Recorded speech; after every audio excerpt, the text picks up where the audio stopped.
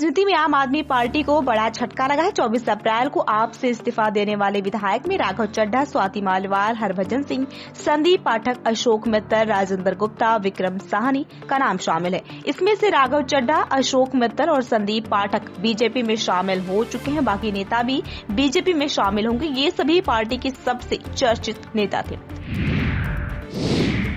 Benjamin Netanyahu से जुड़ी अहम खबर सामने आई है। इजराइल के प्रधानमंत्री ने खुद खुलासा किया है कि उन्हें 2024 में एक मेडिकल टेस्ट के दौरान प्रोस्टेट कैंसर का पता चला था। इसके बाद डॉक्टरों ने तुरंत इलाज शुरू किया और सर्जरी के जरिए करीब 1 सेंटीमीटर का ट्यूमर सफलतापूर्वक निकाल दिया गया। वहीं प्रधानमंत्री कार्यालय के अनुसार उनका इलाज यरूशलेम के हदासा अस्पताल में हुआ था। नेतन्याहू ने कहा कि अब उनकी तबीयत पूरी तरह से ठीक है और वह स्वस्थ है। उन्होंने यह जानकारी पहले इसलिए साझा नहीं की थी ताकि इसे लेकर कोई फेक न्यूज या भ्रम न फैले, खासकर अंतर्राष्ट्रीय तनाव के बीच। वहीं पंजाब की राजनीति में बड़ा उलटफेर देखने को मिला। आम आदमी पार्टी के 7 सांसदों के बीजेपी में जाने की खबर से सियासी माहौल गर्मा गया।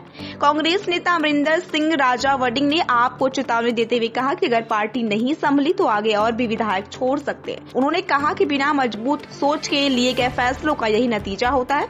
वहीं अकाली दल ने इसे आपके अंत की शुरुआत बताया।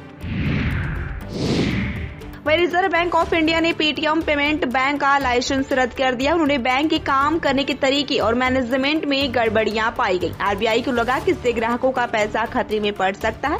अब इसका मतलब यह है कि पेटीएम पेमेंट बैंक के जरिए नए ट्रांजैक्शन या बैंकिंग काम नहीं हो पाएंगी। लेकिन पेटीएम ऐप पूरी तरह से बंद नहीं हुआ है। यूपीआई और बाकी सर्विसेज दूसरे बैंकों के जरिए चल सकती है। वहीं पाकिस्तान रेलवेज इस समय गंभीर आर्थिक संकट से गुजर रहा है। हालात इतने खराब है पाकिस्तान रेलवेज के कि ट्रेनों की ठीक से मरम्मत भी नहीं हो पा रही है। कई बार एक ट्रेन के पुर्जे निकालकर दूसरी को चलाना पड़ रहा है। छोटे खर्च के लिए भी लंबी सरकारी प्रक्रिया से गुजरना पड़ता है और आधे पद खाली हैं। इसका सीधा असर यात्रियों की सुरक्षा पर पड़ रहा है, जिससे दुर्घटनाओं का खतरा लगातार बढ़ता जा रहा है।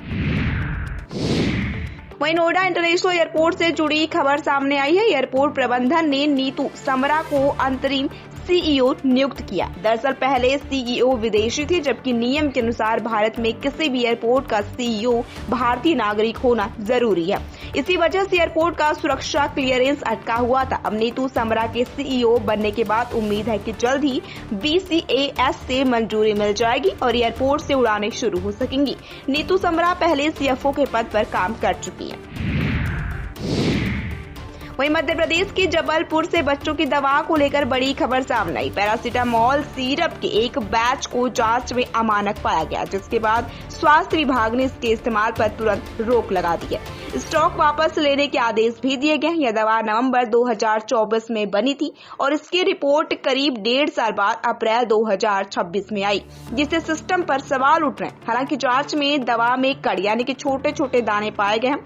हालांकि राहत की बात यह है कि इसमें कोई जहरीला तत्व नहीं मिला है। वहीं उत्तर प्रदेश के बागपत में पिछले दिनों चर्चा में रहे मटरू नाम के लंगूर की शरारतों पर आखिरकार ब्रेक लग गया।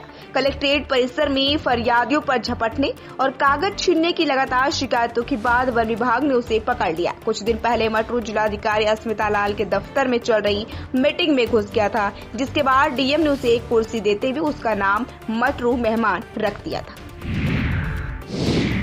वहीं भारत तेजी से आर्थिक ताकत बन रहा है। नाइट फ्रैंक रिपोर्ट के अनुसार 2031 तक दुनिया के हर 100 अमीरों में से 8 भारतीय होंगे। देश में अमीरों की संख्या तेजी से बढ़ रही है। खासकर टेक्नोलॉजी, स्टार्टअप, शेयर बाजार और रियल एस्टेट से नई दौलत बन रही है। अब छोटे शहरों से भी करोड़पति निकल रहे हैं। वहीं ईरान के विदेश मंत्री अब्बास अरागची 3 देशों की यात्रा पर निकले। इसमें पाकिस्तान, ओमान और रूस शामिल है। इस देशों को अमेरिका और ईरान के बीच चल रही शांति वार्ता की कोशिशों से जोड़कर देखा जा रहा है। अरागची ने कहा कि यह यात्रा क्षेत्रीय मुद्दों और कूटनीतिक तालमेल को मजबूत करने के लिए पाकिस्तान में वे छोटे सरकारी प्रतिनिधि मंडल के साथ बातचीत करेंगे और उसके बाद प्रस्ताव आगे अमेरिका को भेजा जा सकता है।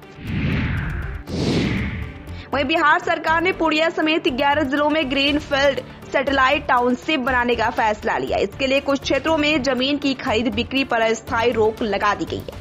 पूर्णिया में लगभग 27,374 एकड़ में टाउनशिप विकसित होगी, जिसमें सड़क, अस्पताल, पार्क, मॉल और आधुनिक सुविधाएं होंगी। इसे काशी विश्वनाथ कॉरिडोर की तरह विकसित किया जाएगा। इससे विकास बढ़ेगा, लेकिन किसानों की जमीन और आजीविका को लेकर चिंता और भी बढ़ गई है। वहीं बॉलीवुड के किंग शाहरुख खान की फिल्म किंग की रिलीज डेट कंफर्म हो गई है। यह फिल्म 24 दिसंबर 2026 को क्रिसमस के मौके पर सिनेमाघरों में रिलीज होगी। इस फिल्म में शाहरुख एक्शन अवतार में नजर आएंगे और करीब 3 साल बाद बड़े पर्दे पर वापसी कर रहे हैं। खास बात यह है कि फिल्म में दीपिका पादुकोण भी उनके साथ दिखेंगी। फैंस को उम्मीद है कि किंग बॉक्स ऑफिस पर बड़ी फिल्म धुरंधर 2 का रिकॉर्ड तोड़ सकती है। वहीं संजय दत्त की सुपरहिट फिल्म खलनायक का सीक्वल आने वाला है। मेकर्स ने इसका ऐलान करते हुए टीजर जारी किया है, जिसका नाम खलनायक रिटर्न्स रखा गया है। साल 1993 में आई इस फिल्म के बाद अब 33 सालों के बाद इसका दूसरा भाग बन रहा है। टीजर में संजय दत्त अपने पुराने अंदाज में नजर आ रहे हैं और नायक नहीं खलनायक हूं मैं जैसे डायलॉग भी सुनाई देता है। उनका लुक काफी दमदार दिख रहा है, जिससे फैंस काफी एक्साइटेड है। हालांकि फिल्म की रिलीज डेट अभी सामने नहीं आई। वहीं मौसम की बात करें तो मौसम विभाग ने अगले 24 घंटे के मौसम का अलर्ट जारी करते हुए जम्मू कश्मीर, हिमाचल प्रदेश और उत्तराखंड में बारिश, बर्फबारी, ओलावृष्टि की संभावना जताई है। 25 और 26 अप्रैल से दिल्ली एनसीआर समेत समूचे उत्तर भारत में गर्मी और हीट वेव के बीच धूल भरी आंधी चलने, आकाशीय बिजली कड़कने और हल्की बारिश का पूर्वानुमान जताया गया है। एंटी साइक्लोनिक सर्कुलेशन के असर दक्षिण भारत के साथ महाराष्ट्र में भी बादल बरसेंगे। उधर पूर्वोत्तर में बादलों का बरसना जारी रहेगा। वहीं 25 अप्रैल यानी कि आज 2026 को इंडियन प्रीमियर लीग आईपीएल 2026 में 2 बड़े मुकाबले खेले जाएंगे। पहला मैच दिल्ली कैपिटल्स और पंजाब किंग्स के बीच दोपहर 3:30 बजे अरुण जेटली स्टेडियम में होगा। वहीं दूसरा मुकाबला राजस्थान रॉयल्स और सनराइजर्स हैदराबाद के बीच शाम 7:30 बजे जयपुर में खेला जाएगा। वहीं आज के इतिहास की बात करें तो 25 अप्रैल का दिन कई मायनों में खास है। 1982 में दूरदर्शन ने पहली बार रंगीन प्रसारण शुरू किया। 2015 में नेपाल अर्थक्वेक ने भारी तबाही मचाई। 1990 में नासा ने हबल स्पेस टेलीस्कोप लॉन्च किया। आज एन जैक डे भी मनाया जाता है। भारत में सीता नवमी का भी पर्व है और वर्ल्ड मलेरिया डे के जरिए मलेरिया के प्रति जागरूकता भी फैलाई जाती है। वहीं आज का एक सवाल है, आज आम आदमी पार्टी को बड़ा झटका लगा। राज्यसभा के 3 सांसदों ने पार्टी छोड़ दी और दूसरी राजनीतिक दिशा में चले गए। इस फैसले से पार्टी की राज्यसभा में ताकत काफी कम हो गई है और राजनीतिक हलचल तेज हो गई है। अब इसी से जुड़ा एक सवाल है, आम आदमी पार्टी ने पहली बार राज्यसभा में कितने सांसद भेजे थे? इसका सही जवाब हम आपको कल बताएंगे, लेकिन साथ में एक नया जीके सवाल भी होगा। तब तक आप अपना जवाब कमेंट में जरूर लिखें।